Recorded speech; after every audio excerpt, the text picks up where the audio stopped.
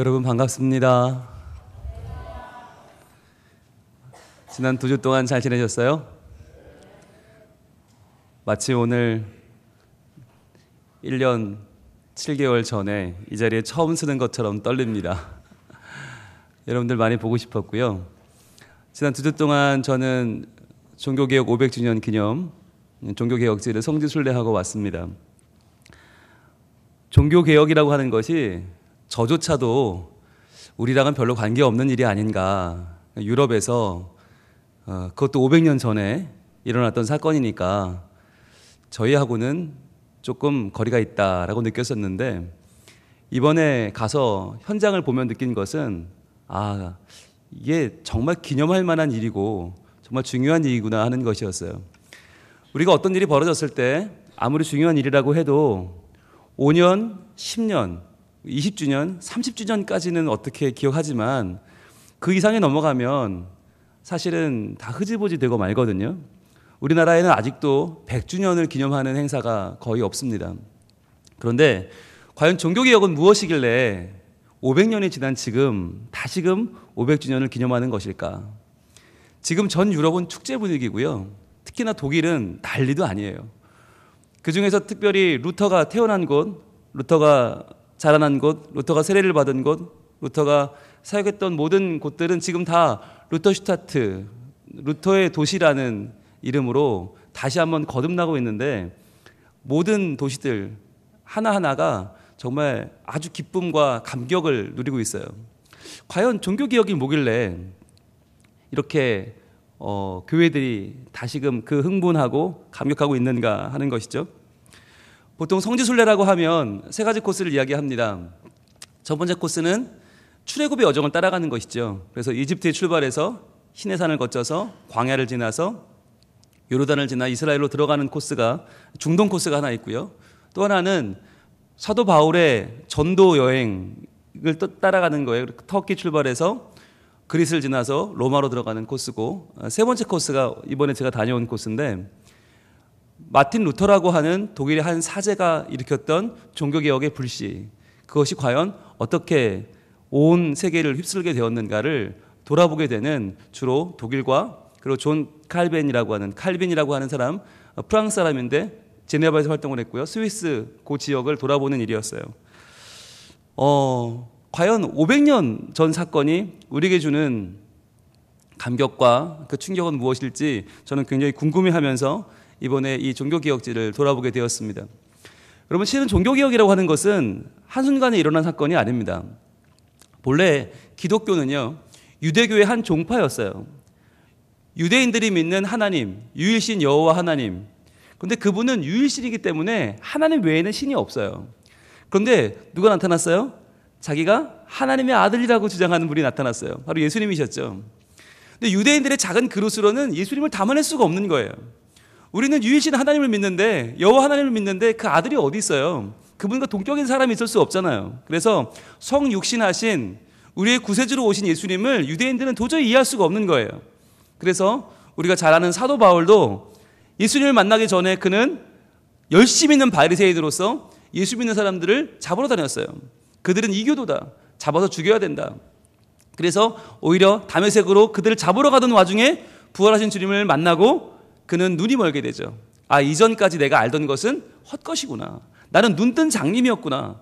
나는 똑똑한 척하는 바보였구나. 나의 유대교 신앙이 올바른 게 아니라 실제로 이 땅에 오시고 우리를 위해 고난당하시고 십자가에 죽으시고 부활하신 예수 그리스도, 그분이 참 주님이시구나 라고 하는 것을 깨닫게 된 것이죠. 예수님의 부활 사건 이후로 유대교는 완전히 달라집니다. 그 안에 있던 하나의 작은 종파였던 기독교는 그때부터 생명력을 가지고 전 세계를 뒤집어 엎는 복음의 산불을 일으키게 됩니다. 촛불이 횃불이 된 것이죠. 그래서 예수님 십자가에 달릴 때만 해도 숨어들던 그 제자들이, 겁쟁이 제자들이 그때부터 복음을 들고 전 세계로 나가서 복음을 증거하는데 많은 사람이 순교했죠. 그 당시에 로마는 황제 숭배였어요. 황제는 신이었어요. 그러니까 모든 신들, 전 세계의 신을 다 없애버리고 오직 하나의 신, 황제만을 섬기도록 했어요. 그 로마에 예수 그리스도를 주라고 선포하는 기독교는 상대가 안 됐죠. 복음을 전하는 많은 사람들이 죽임을 당했습니다. 죽고 또 죽고, 여러분이 잘 아시는 콜로세움 그 가운데 맹수를 풀어놓고 많은 기독교인들을 죽였어요. 콜로세움을 처음 만들고 100일간의 축제를 했는데 그 100일간의 축제 동안 죽어나간 맹수만 5,000마리가 넘는다고 합니다. 여러분, 맹수가 5,000마리가 죽었으면 사람은 얼마나 많이 죽었을까요? 그 정도로 많은 기독교인들이 죽었어요. 그렇게 순교의 피를 흘리면서 기독교인들은 카타콤이라고 하는 지하 감옥으로, 지하 무덤으로 숨어듭니다. 그런데 놀라운 사실은 이렇게 사람을 죽이면 죽일수록 기독교가 없어지고 사라져야 되는데 점점 더 불이 타오르는 거예요.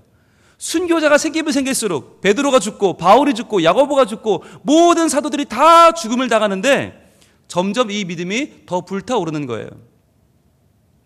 결국 부패한 로마는 당시 가장 생명력이 있던 기독교, 가장 깨끗하고 가장 바르고 가장 건강하고 그리고 하나님을 온전히 믿던 기독교에 굴복하고 맙니다.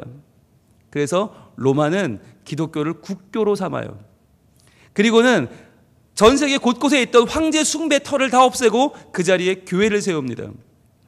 지금도 유럽에 가면 가장 좋은 명당 자리, 소위 우리가 말하는 가장 좋은 자리에 다 교회가 서 있어요. 성당에 서 있는 것이죠. 이렇게 교회가 로마의 국교가 되고 교회가 인정을 받고 기독교가 전 세계를 이제 이끌어가는, 주도하는 세력이 됩니다. 자, 이렇게 되니까 우리가 꿈꾸던 세상이 된 거잖아요. 자, 예수를 마음껏 믿을 수 있어요. 얼마나 좋아요? 그런데 문제는 여기부터예요. 오히려 기독교가 박해를 받고 기독교가 무시를 받고 기독교 믿음은 죽어, 이럴 때는 신앙이 너무나 순수했어요. 신앙이 너무 깨끗하고 전 세계를 믿음으로 이끌어 갔는데 문제는 기독교가 로마의 국교가 되니까, 국교라는 말은 뭐냐면 기독교를 안 믿으면 죽이는 거예요. 기독교를 믿는 게 이게 선택이 아니에요. 신앙으로 선택하는 게 아니라 의무가 되는 거예요. 기독교 외에 다른 신앙을 믿으면 잡아다가 끌어다가 죽이고 고문하고 가두는 거예요. 그래서 기독교는 이때부터 모든 사람들이 억지로 믿어야만 하는 종교가 됩니다. 그러면서 또 하나의 세력이 등장하는데 바로 교황이라고 하는 것이죠. 왜냐하면 국교라고 하는 것 자체가 황제보다 더 위에 교황이 있다는 거예요. 교황이 뭘 가지냐면 바로 베드로가 가졌다는 천국의 열쇠를 갖게 됩니다. 물론 주장하는 거죠. 실제로 하는 건 아니지만 천국 열쇠가 뭐예요? 천국을 문을 열고 닫는 거예요. 즉 그러니까 누군가가 천국에 가느냐 못 가느냐, 구원을 받느냐 못 받느냐 누가 결정해요? 교황이 결정하는 거예요. 교황이 그 열쇠로. 그러니까 교황이 만약에 황제든 왕이든 야 너는 이제 천국 못 가라고 선언하면 그 사람은 끝인 거예요. 천국 못 가는 거예요. 그러니까 사람의 죄를 사면하는 권리를 교황이 갖는 것이죠. 그때부터 교황을 중심으로 한 카톨릭이 부패하기 시작합니다. 여러분, 사람이 완전할 수 있습니까? 사람은 불완전하죠. 그런데 교황은 잘못되면 돼요, 안 돼요? 한 사람의 구원을 좌지우지하는 사람이 잘못되면 돼요, 안 돼요? 안 되잖아요. 그래서 교황 무오설이라는 걸 만들었어요. 교황은 오류가 없다. 교황은 완전하다는 거예요. 그런데 교황은 언제까지 해요? 종신직이에요. 교황은 은퇴가 없어요. 그러니까 80이 넘고 90이 넘고 아무리 나이가 많아 연약해져도 그 사람은 완전해야 되는 거예요. 불가능한 일이잖아요.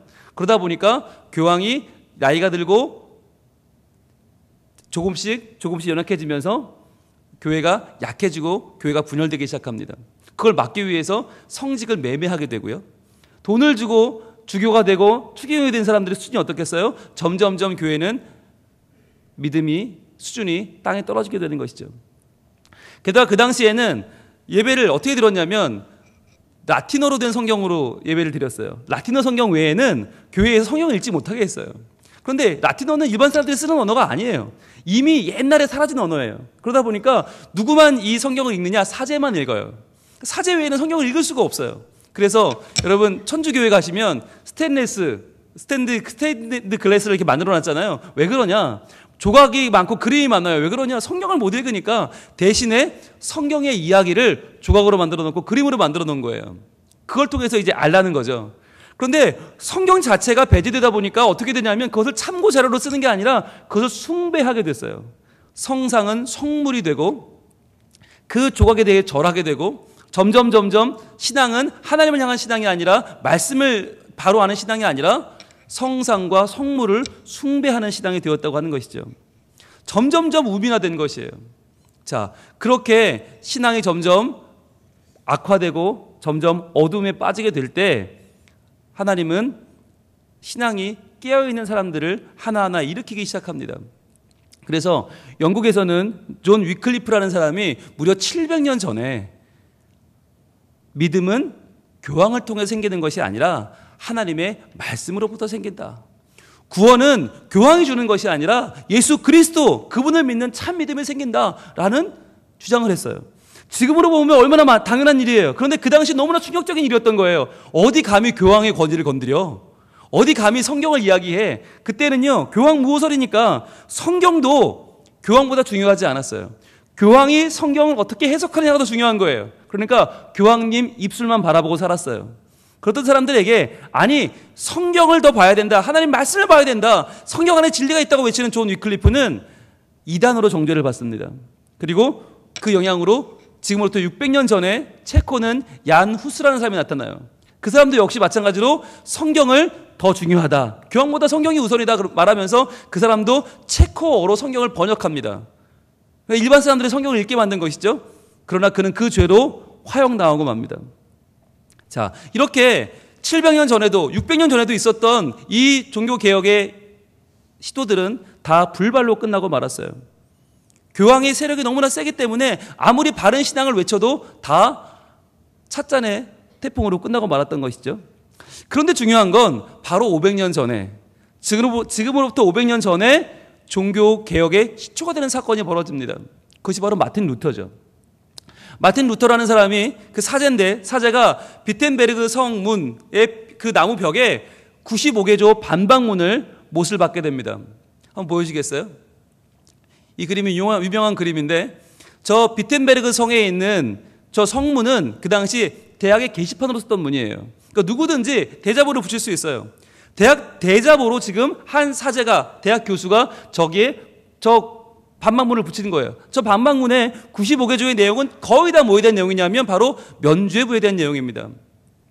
저 당시에 교황이 자기의 세를 과시하기 위해서 어마어마한 베드로 대성당을 짓습니다. 지금도 여러분 바티칸 시국에 가시면 로마의 한가운데에 있는 조그만 나라죠. 바티칸 시국에 가시면 얼마나 이 베드로 이 어마어마한 성전이 큰지를 보시면 깜짝 놀라실 거예요. 그 광장만 봐도 압도당해요. 어마어마한 120년 동안 지은 굉장한 성당이에요. 그런데 이 성당을 짓기 위해서 이 돈을 걷기 위해 성직을 매매합니다. 그런데 그 돈을 내고 성직을 산 사람들이 자기 돈을 회수해야 되잖아요. 그러니까 사람들에게 면죄부를 팔기 시작한 거예요. 면죄부는 잘 아시는 것처럼 이 면죄부를 사면 자기의 죄도 용서를 받고 또한 부모님의 죄도 용서를 받고 이미 돌아가신 분의 죄도 용서를 받는다고 하는 아주 너무나 매력적인 장치죠. 그런데 이게 가능한 이유가 뭐겠어요? 그 당시에 죄를 사하는 권리가 누구한테 있다고요? 교황한테 있다고 그랬잖아요. 그러니까 교황에게만 잘 보이면 모든 죄가 용서받고 천국을 가는 거예요. 근데 잘 보이는 방법이 뭐예요? 돈이죠. 그래서 이 면죄부를 사면 이 면죄부를 사서 동전이 딸랑하고 떨어지는 순간 당신의 아버지 어머니는 천국에 갈까 지옥에 갈까 중간쯤 있다가 천국으로 짠 넘어가게 된다라고 하는 거예요. 그런데 이 쨍그랑 소리가 안 들리면 어디로 갈까 하다가 짠 지옥을 간다는 얘기죠. 그러니까 부모님을 향한 효도가 먼저냐 돈이 먼저냐 그럼 어떻게 하겠어요? 다 돈 내기지 않겠어요? 게다가 이 면죄부는요 지나온 모든 죄를 사하고 앞으로의 모든 죄를 사해요. 그러니까 얼마나 좋아요. 여러분 면죄부를 사람을 때려서 빼앗아도 죄가 안 돼요. 왜? 그 죄까지 용서를 받으니까. 이게 얼마나 환상적인 거예요. 그러니까 면죄부를 어떤 죄를 지어서 빼앗든지 훔치든지 상관없어요. 그 죄도 용서받으니까. 그러니까 사람들이 그때부터 무법천지가 되어버린 것이죠. 자, 그것을 보고 독일의 비텐베르그 대학에 교수로 재직하던 이 루터가 95개조의 반박문을 써서 저 성문에 걸게 됩니다. 저 건 날이 1517년도, 정확하게 500년 전 10월 31일이에요. 이 사건이 이제 종교개혁이라고 하는 불씨가 됩니다. 그런데 여러분 그렇잖아요. 이미 700년 전에 존 위클리프가 영국에서 있었고 600년 전에 체코에서 양 후스가 있었어요. 그런데 그 사람들은 종교개혁 시초로 보지 않아요. 만약 그걸 시초로 본다면 종교개혁은 700주년, 600주년이 돼야 돼요. 그런데 그게 아니라 왜 루터일까라고 하는 거죠. 왜 루터일까? 여러분, 이 루터가 저 95개조 반박문을 붙인 뒤에 교황청은요, 한마디로 난리가 났겠죠. 그러나 꿈쩍하지 않았습니다. 왜냐하면 존 위클리프도 그냥 사라졌고요, 양수도 사라졌어요. 루터도 사라질 거라고 생각했어요. 그래서 황제가 있던 보름스로 그를 부릅니다. 그래서 보름스로 불러서 아주 형식적인 재판을 합니다. 간단한 거예요. 야, 지금까지 네가 말한 여러 가지 의견들 다 네 거냐? 물어봤어요. 그렇다. 자, 그러면 기회를 주마. 네가 좀 여기서 철회하면 너를 살려줄게. 철회하지 않으면 너는 죽어. 어떻게 할래? 형식적으로 물어봤어요. 자, 이 상황에서 철회하지 않겠습니다 하면 그 자리에 죽는 거예요. 철회하겠습니다 그러면 살려주는 거예요. 너무나 당연히 교황은 황제 앞이었기 때문에 루터가 철회하겠다라고 말할 줄 알았죠. 그런데 그 보름스 국회에서 루터는 아주 놀라운 일을 합니다. 보여주겠어요? 자, 이 장면인데, 이 보름스 중앙교회라고 하는 커다란 교회에 가면 예배당 뒤편에, 지금 우리로 본 모자실이죠. 저 모자실 자리에 어마어마한 모자이크 그림이 있어요. 바로 이 그림이에요. 중앙에는 황제가 있고, 그리고 한쪽에는 추기경이 루터가 번역한 독일어 성경과 루터의 책들을 가르치면서 말합니다. 이거 다 네가 썼냐? 그렇다. 너 그럼 철회할 거지? 지금 바로 철회하면 살려줄게 라고 할 때 저 루터를 보세요. 루터의 머리 위로 뭐가 지금 내리쬐고 있죠? 하늘에서 뭔가 빛이 내려쬐고 있어요. 황제가 있는 곳이 제일 어둡죠. 그리고 지금 그를 정죄하고 있는 저 정죄하는 검사의 자리도 밝지 않아요. 그런데 루터에게는 빛이 내려쬐고 있어요. 저때 루터가 아주 유명한 말을 합니다. 보여주시겠어요? 이런 말을 합니다. 내 양심은 하나님 말씀에 사로잡힌 바 되었습니다. 내가 인용한 성경 말씀에 순종하고 있습니다. 양심에 역행하는 것은 안전하지도 않고 위험스러운 일입니다. 나는 여기에 서 있습니다. Here I stand. 나는 달리 어찌할 수가 없습니다. 하나님이여 나를 도우소서 라고 하는 말을 해요. 이 말은요, 어마어마한 말이었어요. 이 당시에 황제 앞에서, 그것도 교황의 칙령을 받아놓고 있는 그 상황에서 철회하지 않고 나는 성경대로 살겠습니다. 나는 성경에 나의 양심을 걸겠습니다라고 하는 말은 너무나 무시무시한 말이었어요. 아무도 거역하지 못했던 교황과 황제의 명을 그는 거역하고 만 것입니다. 바로 이 순간부터 전 세계는 둘로 확실하게 나누게 됩니다. 아, 루터가 과연 무엇을 믿길래 저 사람은 저렇게 목숨을 걸고 황제와 교황 앞에서 맞설 수 있는가? 과연 저 양심을 사로잡은 말씀은 과연 무엇인가? 이 말씀에 대해서 사람들은 궁금하게 여기기 시작하고, 이때부터 성경이 일반인들의 손에 퍼져 나가기 시작합니다. 이전까지는 라틴어 성경, 아무도 성경을 읽지 못해요. 사자가 얘기해 주는 것만 믿었어요. 그런데 이제부터 독일어로 성경이 번역되면서 수많은 사람들이 루터의 번역판을 들고 성경을 읽으면서 성경에 어떠한 말이 쓰여 있는지, 하나님이 어떤 분이신지를 연구하고 믿기 시작합니다. 그러면서 세상이 바뀐 것이죠. 어마어마한 변화가 일어나는 것이죠. 여러분, 95개의 그 반박문은요, 처음에 라틴어로 썼거든요. 그런데 독일어로 번역돼서 불과 보름 만에 몇 부가 팔렸냐? 30만 부가 팔렸어요. 불과 보름 만에 30만 부면 지금도 어마어마한 베스트셀러죠. 그런데 그 당시 500년 전에 보름 만에 30만 명이 읽고 그 주장에 교황이 아니라 말씀이다. 교회의 전통이 아니라 하나님의 능력이, 하나님의 복음이 우리의 죄를 구한다고 하는 그 놀라운 참 복음을 많은 사람들이 받아들이게 된 것이에요. 그러면서 종교개혁이 전 세계를 뒤집게 됩니다. 자, 이번에 순례를 하면서 저는 제 마음속에 품고 있던 한 가지 궁금증에 대한, 한 가지 갈증에 대한 해결을 얻었어요. 그것은 뭐였냐면, 왜 하필 루터인가 하는 것이었어요. 왜 하필 루터인가? 다른 사람들도 많은데, 여러분 500주년이라고 하는 게 얼마나 중요한 거예요. 근데 500주년을 세는 그 시점이 어디냐? 루터잖아요. 루터가 비텐베르그 95개 조항을 세웠던 그게 500주년의 기념이 되는 거 아닙니까? 그리고 보름스에서의 그 루터스 초이스, 루터가 나는 나의 양심을 말씀에 걸었습니다라고 말했던 바로 그 선언 말이죠. 그 선언이 얼마나 중요한지, 여러분 보름스라고 하는 그 도시에 가면 지금도 청동으로 신발을 하나 만들어놨어요. 보여주시겠어요? 신발로 청동으로 만들어놔서 저 자리, 루터가 나의 양심은 하나님의 말씀에 걸려 있습니다라고 말했던 저 자리, 나는 철회하지 않습니다, 나는 끝까지 나의 목숨을 걸겠습니다 했던 그 자리에 청동 신발을 만들어 놨고요. 저기에 누구나 자기의 발을 넣고 저 위에 서서 Here I stand. 나는 여기 서 있습니다. 나는 하나님 편에 설 것입니다. 라고 하는 결단을 할 수 있게 해줍니다. 제가 저 자리에 갔어요. 저거 신었을까요? 안 신었을까요? 당연히 신었겠죠. 당연히 신고 제가 저 위에서 손을 굳게 들고 선언했습니다. 하나님, 저의 양심은 하나님 말씀에 사로잡혔습니다. 과연 이제부터 누가 어떤 말을 해도, 누가 어떠한 핍박을 가해도 하나님의 믿음을 변치 않겠습니다. 하나님만 믿고 그분만을 전하고 그 복음에 사로잡혀 살겠습니다. 라고 하는 선언을 했거든요. 루터 이후로 수많은 사람들이 이러한 고백을 하면서 하나님 편으로 돌아오게 되었습니다. 그런데 그 루터가 마침 루터였던 이유가 있어요. 왜 루터였는가? 왜 루터가 아니면 안 되는가 하는 거죠. 여러분, 루터가요, 원래 이름이 마틴 루터가 아닙니다. 마틴 루터는요, 아버지 이름이 한스 루더예요. 한스 루더. 그러면 그 아들 이름이 뭐가 돼야 돼요?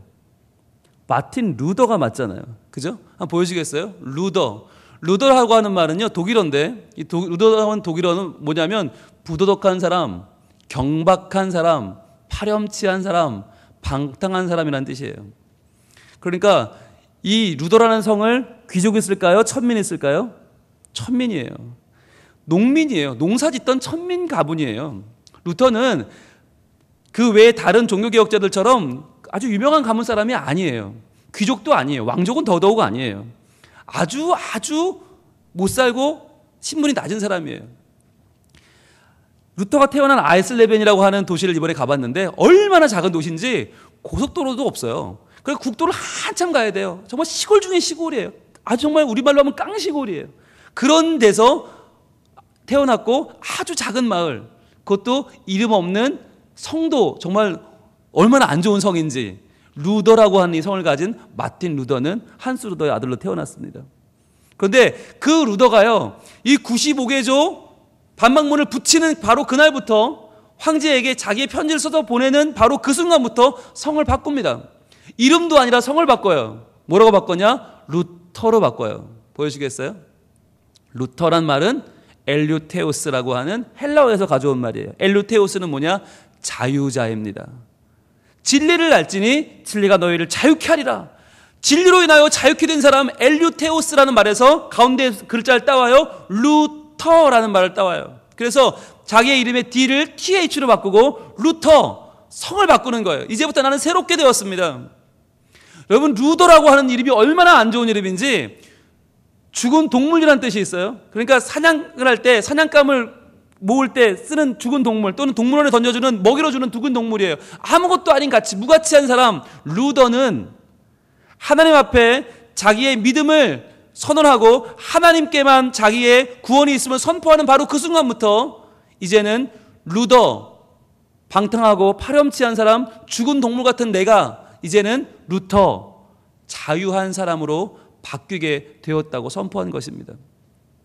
그리고 그때부터 루터는 그 당시에 가장 강력한 세력인 교황과 대면하여 맞서 싸우는 사람이 됩니다. 아무것도 아니던 한 사람,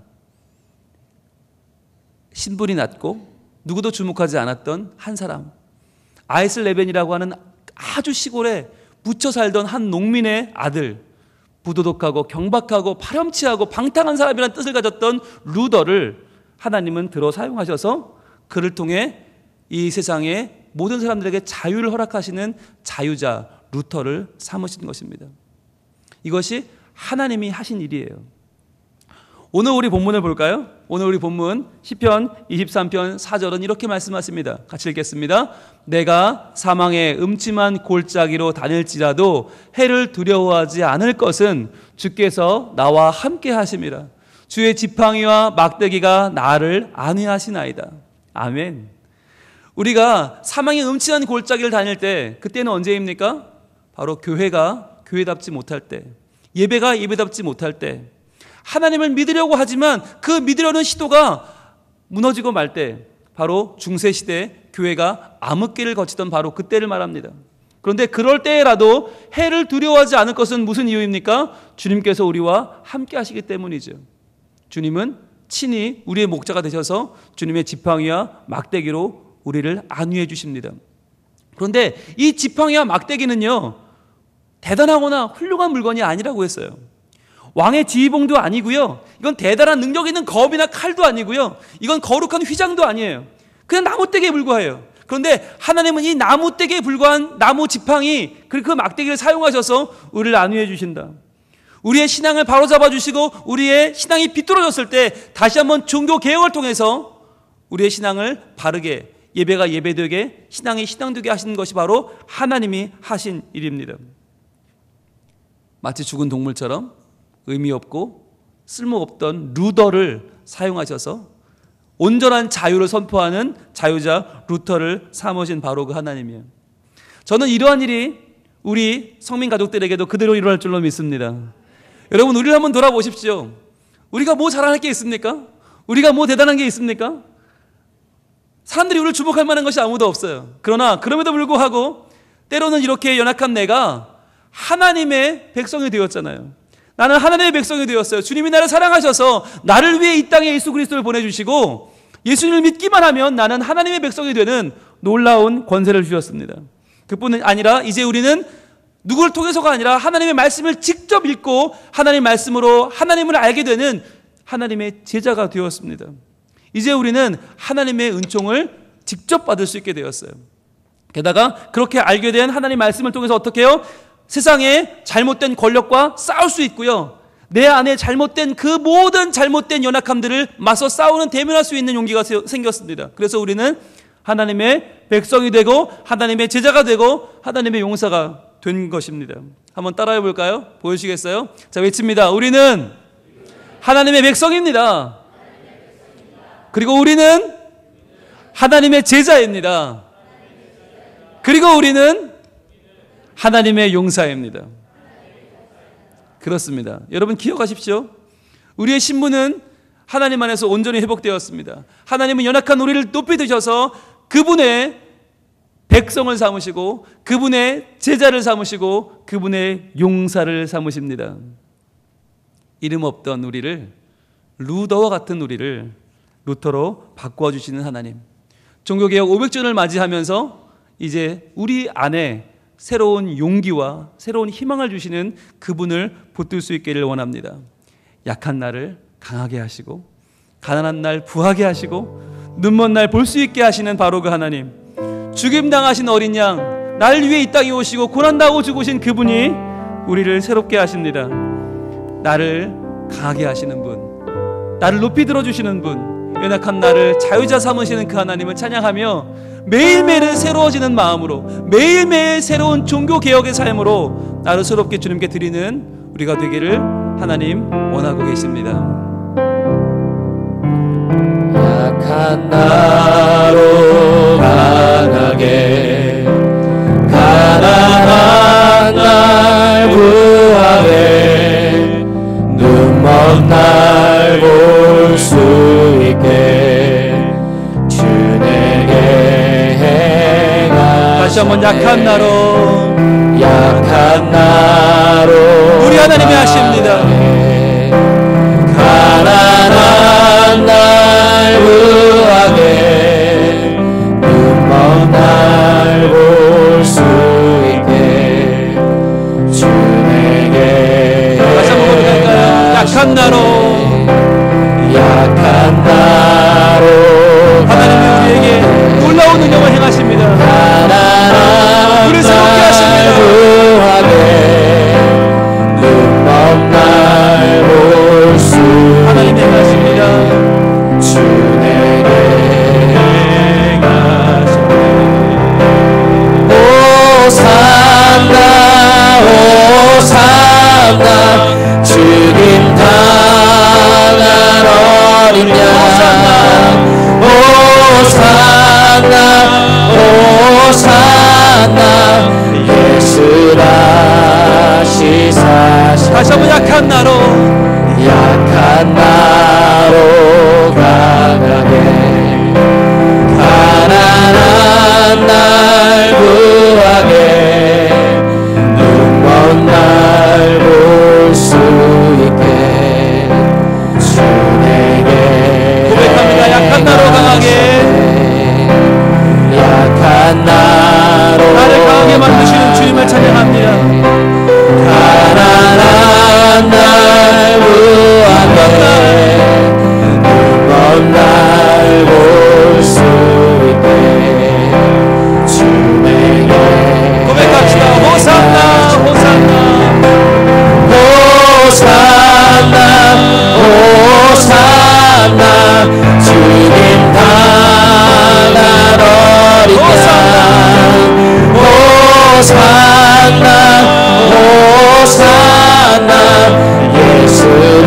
우리를 살리신 주님을 찬양합니다. 호산나 호산나 주님 당한 어린 양 호산나 호산나 예수 우리를 살리는 주님을 찬양합니다. 호산나 호산나 호산나 주님 당한 어린 양 호산나 호산나 예수라 시사셨네. 같이 우리 기도하겠습니다. 오 하나님, 약한 나를 강하게 하시고 가난한 날 부하게 하시는 주님을 찬양합니다. 눈먼 날 물 수 있게 하시는 주님을 찬양합니다. 오 주님, 예수를 믿는다고 하지만 내 욕심으로 이 세상에 많은 이야기들로 가득 차 있는 나의 마음을 새롭게 하여 주시고, 이 종교개혁 500주년에 다시 한번 하나님만을 온전히 믿고 말씀으로 돌아가 믿음으로 내 삶이 새로워지는 온전한 개혁이 일어나게 하여 주시옵소서. 나 호산나 호산나 나를 살리신 주님, 온전히 나를 새롭게 하여 주시옵소서. 주여 문에 주기도 합니다. 주여 아버지 하나님, 약한 나를 강하게 하시는 주님을 찬양합니다. 누구와 같은 나를, 이름 없는 나를, 황당한 나를, 영원치한 나를, 아무 가치 없는 나를, 정말 같은 나를 주님 사랑하여 주옵소서. 주님 나를 하나님의 말씀으로 살고 놀라운 인생이 하였습니다. 주여 여기까지 하나님입니다. 앞으로 가는 내가 부탁드립니다. 말씀이 말씀대로 믿음이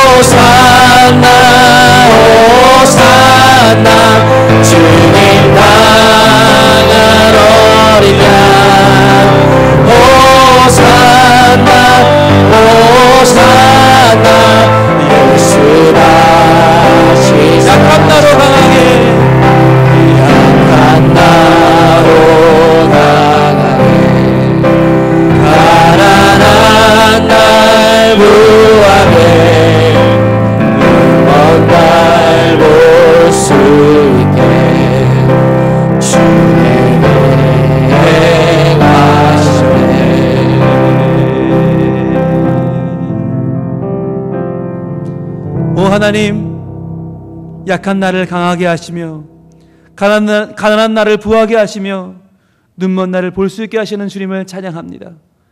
주님, 예수를 믿는다고 하지만 그러나 하나님 말씀대로 살지 못하고 나의 욕심에 휘둘려서 세상 사람들이 말하는 돈과 힘에 휩쓸려서 살아가는 우리를 고백합니다.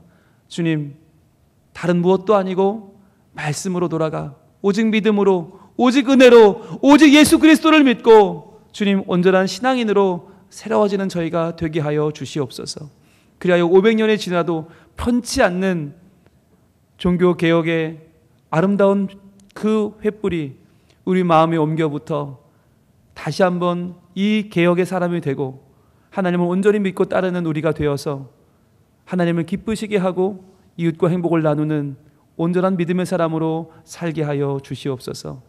그렇게 우리를 인도하시는 주님, 루터가 되어 죽은 동물처럼 쓸데없는 가치 없는 인간이 믿음 안에 자유자가 되어 높임받게 되는 것처럼 하나님 우리를 새롭게 하실 줄로 믿사오니 연약한 우리를, 부족한 우리를 하나님의 사람으로 높이 들어 사용하여 주시옵소서. 그렇게 행하실 주님을 찬양하오며 예수님 이름으로 기도합니다. 아멘.